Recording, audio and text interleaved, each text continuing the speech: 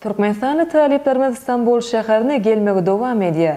Eýýam Türkiýanyň bir neçe universitetleriniň ygtyýarly wekili bolan Atawatan Danışmanlyk LTD kompaniýasynyň maslahat alyp, Türkiýanyň awrely ýokary okuw mekdeplerine yerleşen taliplerimiziň 10-njysy Türkmenistan we Türk Howa ýollary aviakompaniýasynyň ýürüýte uçur gatnawlary bilen İstanbula geldiler.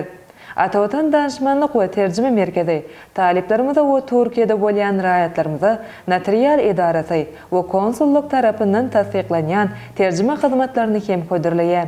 Anynç haty, attestat, 3 ýyllyk bahy, pasport we beýleki resmi namalaryň terjimesi üçin Atawatan Terjime Merkezine ýüz tutup bilersiňiz. Hormatly talipler, bank arkaly okuw tölegi we ikamet, ýagny wagtlaýyn ýaşamak üçin ruhsatnama almak boýunça resmi namalaryň terjimesini Atawatan Terjime Merkezi siziň hyzmatyňyza taýýar. Habarlaşmak üçin +90 532 401 70 52 +90 530 251 36 73